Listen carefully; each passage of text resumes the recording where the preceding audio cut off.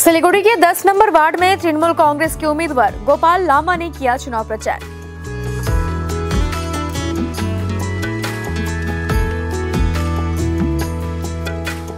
दार्जिलिंग लोकसभा क्षेत्र से तृणमूल कांग्रेस के उम्मीदवार गोपाल लामा ने आज सिलीगुड़ी नगर निगम के 10 नंबर वार्ड में चुनाव प्रचार किया। उनके साथ दार्जिलिंग जिला तृणमूल कांग्रेस की सभानेत्री पापिया घोष भी थी।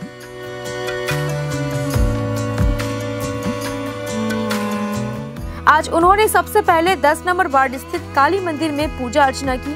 इसके बाद उन्होंने पार्टी कार्यकर्ताओं और समर्थकों के साथ वार्ड के विभिन्न इलाकों में घर घर जाकर वोट मांगा।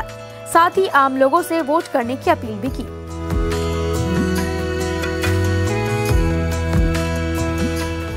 आज के 10 नंबर वार्ड प्रथमे आमरा मा काली माई मंदिरे पूजा अर्चना प्रत्येक दिन मतोई तारपरे आमादेर महाकालपल्ली सम्पूर्ण 10 नम्बर वार्डे आदर्शपल्ली सब घुरे घुरे डोर टू डोर करलाम।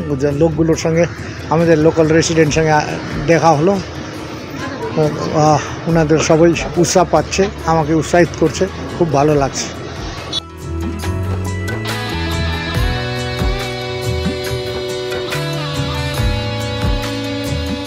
আজকে আমরা সকালবেলা থেকে 10 নম্বর ওয়ার্ডে রয়েছি। মায়ের মন্দিরে পুজো দিয়ে আমরা ওয়ার্ডের প্রায় প্রত্যেকটা বাড়িতে বাড়িতে, পুরো ওয়ার্ড না পারলেও কিছুটা তো আমরা ডোর টু ডোর করেছি। দোকানপাটগুলোতেও আমরা গেছি।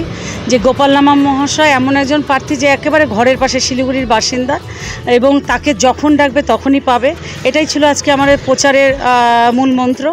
এবং মানুষের মধ্যে অভূতপূর্ব একটা সাড়া পেয়েছি। শহর থেকে গ্রাম প্রত্যেকটা বুথে আমরা যতটা সম্ভব যাওয়ার চেষ্টা করছি।